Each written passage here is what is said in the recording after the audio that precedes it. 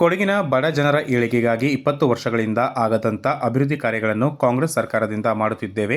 ಆದರೆ ಬಿಜೆಪಿಯ ಕೆಲವರು ಇಲ್ಲದಿರುವುದನ್ನು ಸೃಷ್ಟಿ ಮಾಡಿ ಜನರನ್ನು ದಾರಿ ತಪ್ಪಿಸುವಂಥ ಕೆಲಸ ಮಾಡುತ್ತಿದ್ದಾರೆ ಎಂದು ವಿರಾಜಪೇಟೆ ಶಾಸಕ, ಮುಖ್ಯಮಂತ್ರಿಗಳ ಕಾನೂನು ಸಲಹೆಗಾರರಾದ ಎಎಸ್ ಪೊನ್ನಣ್ಣ ಹೇಳಿದರು.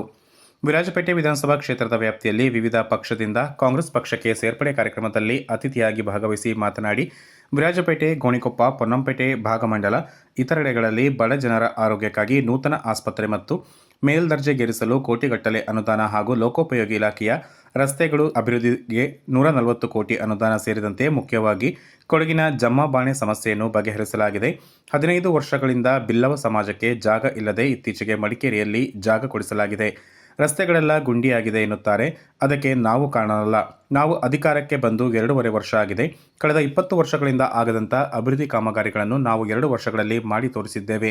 ಕೊಡಗಿನ ಆಚಾರ ವಿಚಾರ ಪರಂಪರೆ ಉಳಿಸಿ ಬೆಳೆಸುವ ನಿಟ್ಟಿನಲ್ಲಿ ಕೆಲಸ ಮಾಡುತ್ತಿದ್ದೇವೆ ಎಂದು ಪೊನ್ನಣ್ಣ ಹೇಳಿದರು. ನನಗೆ ಇಲ್ಲಿಯ ಶಾಸಕನಾಗಿ ಬಲ ತುಂಬಿದ್ದಾಗಿದೆ. ಮುಂದಿನ ದಿನಗಳಲ್ಲಿ ಕೈ ಜೋಡಿಸಿ ಖಂಡಿತವಾಗಿ ಕೊಡಗಿನ ಅನೇಕ ಸಮಸ್ಯೆಗಳನ್ನು ಬಗೆಹರಿಸಲಿಕ್ಕೆ ನಾವೆಲ್ಲ ಕೂಡ ಶ್ರಮಿಸೋಣ ಅಂತ ಮಾತನ್ನು ತಿಳಿಸ್ತಾ ಇದ್ದೀನಿ. ಮತ್ತು ಈ ಕಾರ್ಯಕ್ರಮ ಬಹಳಷ್ಟು ದಿನಗಳಿಂದ ನಡೀಬೇಕು ಅಂತೇಳಿ ನಾವು ಯೋಚಿಸಿದ್ವಿ. ನಾನು ಕೂಡ PJ ಸಾರಾ ಸಿದ್ದಪ್ಪನವರಿಗೆ, ಪಟ್ಟಿಯವರಿಗೆ, ನಮ್ಮ ಭೋಜಪ್ಪ ಇದ್ದಾರೆ, ಅವರ ಹತ್ರ ಎಲ್ಲರ ಜೊತೆ ಚರ್ಚೆ ಮಾಡಿ ಭಾಷಿಕ ಸಮಾಜದ 21 ಸಮುದಾಯ ಭಾಳ ಸಣ್ಣ ಸಂಖ್ಯೆ. ನಮ್ಮ ಬಾಲಕೃಷ್ಣ ಅವರು ಸಂಖ್ಯೆಯನ್ನು ಓದಿದ್ರು. ಅವ್ರ ಸಂಖ್ಯೆ ಓದಿದ್ರೆ 2 ಲಕ್ಷ ಜನ ಆಗೋದು. ಆ ಥರ ಸಂಖ್ಯೆ ಇಲ್ಲ. ಅದರಿಂದ ತತ್ವ ತೋರಿಸ್ಬೇಕು. ಯಾರು ಕೂಡ ನಾವು ಮೂಲ ನಿವಾಸಿಗಳಿರ್ತೇವೆ. ಅದು ಕೊಡವರಿರ್ಬೋದು, ನಿವಾಸಿ ಗೌಡರಿರ್ಬೋದು, ಭಾಷಿಕ ಸಮಾಜದವರಿರ್ಬೋದು, ನಮ್ಮ ಕೊಡವ ಮುಸ್ಲಿಮ್ಸ್ ಇರ್ಬೋದು. ಯಾರು ಕೂಡ ಸಂಖ್ಯೆ ಹೆಚ್ಚಿಲ್ಲ, ಸಂಖ್ಯೆ ಸಣ್ಣದು. ಆದರೆ ಪ್ರಾಬಲ್ಯ ಹೆಚ್ಚಿದೆ. ಯಾಕೆಂದರೆ ದೇಶಕ್ಕೆ ಸೇವೆಯನ್ನು ಸಲ್ಲಿಸಿದೆ ಎಲ್ಲರೂ ಕೂಡ. ಅದರಿಂದ ಕೊಡಗಿನ ಜನತೆ ಅಂತ ಹೇಳಿದ್ರೆ ನಮಗೆ ಒಂದು ನಮ್ಮದೇ ಆದಂಥ ಗೌರವ ಇಡೀ ರಾಜ್ಯದಲ್ಲಿ. ಆದರೆ ಸಂಖ್ಯೆ ಬಲನೇ ಇರಬೇಕು ಪ್ರಜಾಪ್ರಭುತ್ವ ವ್ಯವಸ್ಥೆ. ಆದರೆ ಸಂಖ್ಯೆ ಕಮ್ಮಿ ಇದ್ರೂ ಕೂಡ ನಮ್ಮ ಶ್ರಮೆಯಿಂದ, ನಮ್ಮ ಬುದ್ಧಿಶಕ್ತಿಯಿಂದ ನಾವು ರಾಜ್ಯದ ಎಲ್ಲ ರೀತಿಯಾದಂಥ ಆಡಳಿತ ವರ್ಗಗಳ ಕೆಲಸ ಮಾಡಿಸ್ಕೊಳ್ಳುವಂಥ ಒಂದು ಶಕ್ತಿಯನ್ನು ನಾವು ಪ್ರದರ್ಶನ ಮಾಡಲೇಬೇಕಾಗಿದೆ. ಇಲ್ಲಾಂದರೆ ನಾವು ಎಲ್ಲೋ ಒಂದು ಕಡೆ ಮೂಲೆ ಗುಂಪಾಗ್ತೀವಿ. ಅದರಿಂದ ಒಗ್ಗಟ್ಟಿನ ಪ್ರದರ್ಶನ ಬಹಳ ಮುಖ್ಯ.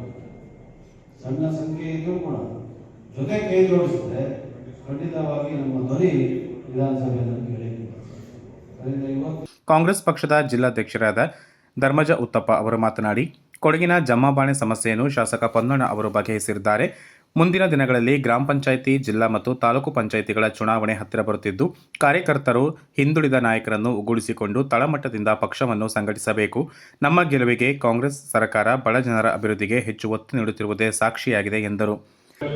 ಇವತ್ತು ನಾವೆಲ್ಲ ಹೇಳ್ಬೇಕಂದ್ರೆ ಇವತ್ತು ಕಾಂಗ್ರೆಸ್ ಪಕ್ಷ ಉತ್ತಮವಾಗಿ ರಾಜ್ಯದಲ್ಲಿ ಆಡಳಿತ ಮಾಡಿದೆ. ಅದೇ ರೀತಿ ಕೊಡಗಿನಲ್ಲಿ ಕೂಡ 2 ಶಾಸಕರು, ಮಂತ್ರಿಗಳು ಮತ್ತು ಮಾನ್ಯ ಎಸ್ ಪೊನ್ನಣ್ಣ ಅವರು ಎಲ್ಲ ಒಂದು ಯಾವುದೇ ಒಂದು ವಿಚಾರದಲ್ಲಿ ಹತ್ತಿರದಿಂದ ಸ್ಪಂದಿಸುವಂತ ಕೆಲಸವನ್ನು ಇವತ್ತು ಅವರು ಮಾಡ್ತಾ ಇದ್ದಾರೆ. ಇದು ಪಕ್ಷ ಕೂಡ ಒಂದು ಸ್ಫೂರ್ತಿದಾಯಕ. ಈ ಸಂದರ್ಭದಲ್ಲಿ ಇವತ್ತು ಕೂಡ ನಾವು ಮುಂದಿನ ದಿನಗಳಲ್ಲಿ ಮಂಡಲ ಪಂಚಾಯತಿ, ಗ್ರಾಮ ಪಂಚಾಯತಿ, ತಾಲೂಕು ಪಂಚಾಯತಿ, ಜಿಲ್ಲಾ ಪಂಚಾಯತಿ, ಹೀಗೆ ಸ್ಥಳೀಯ ಸಂಸ್ಥೆಗಳ ಚುನಾವಣೆ ಕೂಡ ಎದುರಿಸುವಂತ ವ್ಯವಸ್ಥೆ ಈಗಾಗಲೇ ನಾವು ಎದುರು ನೋಡ್ತಾ ಇದ್ದೀವಿ. ಸುಮಾರಾಗಿ ಮೇ ತಿಂಗಳೊಳಗೆ ಎಲ್ಲ ಚುನಾವಣೆಗಳು ಬರುವಂತ ಹಂತ ಕೂಡ ನಾವು ಕಾಣ್ತಾ ಇದ್ದೀವಿ. ಈ ಸಂದರ್ಭದಲ್ಲಿ ಪಕ್ಷವನ್ನು ತಳಮಟ್ಟದಿಂದ ನಾವು ಉತ್ತಮವಾಗಿ ಸಂಘಟಿಸಬೇಕು ಮತ್ತು ಒಂದು ಉತ್ತಮವಾದ ಕಾರ್ಯಕ್ರಮ ನಡೆಸಿಕೊಂಡು ನಾವೇನು ಶಾಸಕರ ಚುನಾವಣೆ ಏನೋ ನಾವು ಗೆದ್ದಿದ್ದೀವಿ, ಅದರಲ್ಲಿ ಎಲ್ಲರ ಒಂದು ಶ್ರಮ ಮತ್ತು ಎಲ್ಲರ ಒಂದು ಒಗ್ಗೂಡಿಕೆ ಜೊತೆಗೆ 2 ಕ್ಷೇತ್ರಗಳು ಕೂಡ ಉತ್ತಮವಾದ ಒಂದು ನಮಗೆ ಆ ಸಮಯದಲ್ಲಿ ಸಿಕ್ಕಿದಂತ ಒಂದು ಆಕಾಂಕ್ಷೆಗಳ ಒಂದು ಇದರಿಂದ ನಾವು ಕಳೆದ 25 ವರ್ಷಗಳಿಂದ ಪಡೆದಂತಹ ಒಂದು ಅಭೂತಪೂರ್ವ ಜಯವನ್ನು ಕೂಡ ನಾವು ಕೊಡಗಿನಲ್ಲಿ ಪಡ್ಕೊಂಡಿದ್ದೀವಿ. ಕ್ರೀಡಾ ಪ್ರಾಧಿಕಾರದ ಉಪಾಧ್ಯಕ್ಷರಾದ ಚಪ್ಪುಡಿರ ಅರುಣ್ ಮಾಚನೆ ಅವರು ಮಾತನಾಡಿ, ಹಿಂದುಳಿದ ವರ್ಗಗಳ ಬಡ ಜನರ ಸಮಸ್ಯೆಗಳಿಗೆ ಸ್ಪಂದಿಸುತ್ತಿರುವುದು ಕಾಂಗ್ರೆಸ್ ಸರ್ಕಾರ ಮಾತ್ರ. ಬೇರೆ ಯಾವುದೇ ಪಕ್ಷ ಬಡ ಜನರ ಏಳಿಗೆಗಾಗಿ ಹೆಚ್ಚು ಗಮನ ಹರಿಸಿಲ್ಲ. ಕೊಡಗಿನ 21 ಭಾಷಿಕರು ಜನಾಂಗದ ಸಮಸ್ಯೆಗಳನ್ನು ನೆಚ್ಚಿನ ವಿರಾಜಪೇಟೆ ಶಾಸಕರು ಬಗೆಹರಿಸುವ ಕೆಲಸ ಮಾಡಿದ್ದಾರೆ. ಹಿಂದುಳಿದ ಜನಾಂಗದ ಏಳಿಗೆಗೆ ಸಮಿತಿಯನ್ನು ರಚಿಸಿ ಸಮಸ್ಯೆಗಳನ್ನು ಬಗೆಹರಿಸುವಂತಾಗಬೇಕು ಎಂದರು. ಜೊತೆಗೆ ಅವರೆಲ್ಲ ಬೆಂಬಲಿಗರ ಸಹ ಜೊತೆ ಸೇರಿ ಕಾಂಗ್ರೆಸ್ ಪಕ್ಷದ ಸದಸ್ಯ ಸಿದ್ಧಾರ್ಥ ನಿಮಗೆಲ್ಲರಿಗೂ ಮತ್ತೊಮ್ಮೆ ಅಧಿಕೃತವಾಗಿ ನಾನು ಸ್ವಾಗತವನ್ನು ಬಯಸ್ತಾ ಇದ್ದೀನಿ. ಜೊತೆಗೆ ಶುಭ ಸ್ನಾಳೆಯ ಇವತ್ತು 25 ವರ್ಷದಿಂದ ನಿಮಗೆ ಪರಿಚಿತರಾಗಿರ್ಬೋದು, ಆದರೆ ನನಗೂ ಅವರಿಗೂ ಪರಿಚಯ 1983 ಇವರು ಅವರ PUC ವಿದ್ಯಾರ್ಥಿಯಾಗಿದ್ದರು. ಇವರು ಮತ್ತು ಇವರ ಸಹೋದರ 87 ಇವರು ಮತ್ತು ಇವರ ಸಹೋದರ ರವಿಶಂಕರ್ ಅವರು ಇವರನ್ನ ಜಿಲ್ಲಾ ಮಟ್ಟದ ಕ್ವಿಜ್ ಕಾರ್ಯಕ್ರಮಕ್ಕೆ ನಾನು ಆಹ್ವಾನಿಸಿದ್ವಿ. ಇಬ್ಬರು ಜಿಲ್ಲೆಯ ಪ್ರಥಮ ಸ್ಥಾನವನ್ನು ಅವರು ತೆಗೆದುಕೊಂಡಿದ್ದರು. ಸಂತೋಷದ ಅಲ್ಲಿಂದ ಅವರದ್ದು ಪರಿಚಯ ನನಗೆ ಇದೆ. ಇವತ್ತು ಅವರು ನಮ್ಮೊಡನೆ ಸೇರ್ಪಡೆಯಾಗಿದ್ದಾರೆ. ಬಿಜೆಪಿ ಮುಖಂಡ ಮೇಚಿರ ಸುಭಾಷ್ ನಾಣಯ್ಯ ಅವರ ನೇತೃತ್ವದಲ್ಲಿ 100ಕ್ಕೂ ಹೆಚ್ಚು ಮಂದಿ ಕಾಂಗ್ರೆಸ್ ಪಕ್ಷಕ್ಕೆ ಸೇರ್ಪಡೆಗೊಂಡರು. ಈ ವೇಳೆ ಮಾತನಾಡಿದ ಸುಭಾಷ್ ನಾಣಯ್ಯ ಅವರು ಕೊಡಗಿನ ಮಹತ್ವ ಸಮಸ್ಯೆಯನ್ನು ಬಗೆಹರಿಸಿದಂಥ ಜನರ ಕಷ್ಟವನ್ನು ಆಲಿಸಿ ಸಮಸ್ಯೆಯನ್ನು ಬಗೆಹರಿಸುವಂಥ ಶಾಸಕರ ಕಾರ್ಯವನ್ನು ಮೆಚ್ಚಿ ಕಾಂಗ್ರೆಸ್ ಪಕ್ಷಕ್ಕೆ ಸೇರ್ಪಡೆಗೊಂಡಿರುವುದಾಗಿ ತಿಳಿಸಿದರು. ಈ ನಡುವೆ ನಮ್ಮ ಜೊತೆ ಹಿರಿಯರು ದಿನದಂದು ನಾವು ಸಾಕಷ್ಟು ಮಹತ್ವಾಕಾಂಕ್ಷೆ ಇಟ್ಕೊಂಡಿದ್ದೇವೆ. ಒಂದು ದೇಶ ಅಭಿವೃದ್ಧಿಶೀಲ ಆಗಬೇಕಾದರೆ ಅಂದು ನಮ್ಮ ಜವಾಹರಲಾಲ್ ನೆಹರುಗಳಾಗೆ ಭಾರತ ದೇಶ ತಲೆಗೊಂದು ಸಮಸ್ಯೆ ಇದೆ. ಅಂದ ಮಾತ್ರಕ್ಕೆ ನಾವು ಅದಕ್ಕೆ ಹೆದರಿ ಕೊಡುತ್ತಿಲ್ಲ. ಸಾಹಸಿಗರಿಗೆ ಸವಾಲು ಹೊಸತನ ಹಾಕಲ್ಲ.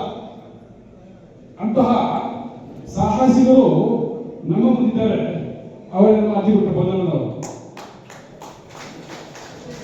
ಈಗಾಗಲೇ ಕೆಲವು ತಿಂಗಳಿನಲ್ಲಿ ಸಾಕಷ್ಟು ಜಟಿಲ ಸಮಸ್ಯೆಗಳನ್ನು ನಮ್ಮ ಕೊಡಗು ಎದುರಿಸಿದ್ರು ಕೂಡ ಅದನ್ನು ಒಂದೊಂದಾಗಿ ನಮಗೆ ಅದನ್ನ ಒಂದು ಬಿಡುವು ಮಾಡಿಕೊಂಡು ಒಳ್ಳೆಯ ಕಾರಣಕರ್ತರಾಗಿ ಶ್ರೀಸಾಮಾನ್ಯರಿಗೆ ಅವರು ಆಶೀರ್ವಾದ ಮಾಡಿದ್ದಾರೆ. ವೇದಿಕೆಯಲ್ಲಿ ಉಪಸ್ಥಿತರಿದ್ದ ಜಿಲ್ಲಾ ಪ್ರಚಾರ ಸಮಿತಿ ಅಧ್ಯಕ್ಷ ಟಿಪಿ ರಮೇಶ್, ವಿಧಾನ ಪರಿಷತ್ ಮಾಜಿ ಸದಸ್ಯರಾದ ವೀಣಾ ಅಚ್ಚಯ್ಯ ಮಾತನಾಡಿ, ರಾಜ್ಯ ಸರ್ಕಾರದ ಅಭಿವೃದ್ಧಿ ಮತ್ತು ಶಾಸಕರ ಕಾರ್ಯಗಳನ್ನು ಮೆಚ್ಚಿ ಪಕ್ಷಕ್ಕೆ ಸೇರ್ಪಡೆಯಾಗುತ್ತಿದ್ದು, ಮುಂದೆಯೂ ಕಾರ್ಯಕರ್ತರು, ಹಿಂದುಳಿದ ವರ್ಗದ ಮುಖಂಡರು ಶಾಸಕರ ಬೆಂಬಲವಾಗಿ ನಿಂತಲ್ಲಿ ಯಾರೂ ಸೋಲಿಸಲು ಸಾಧ್ಯವಿಲ್ಲ ಎಂದರು.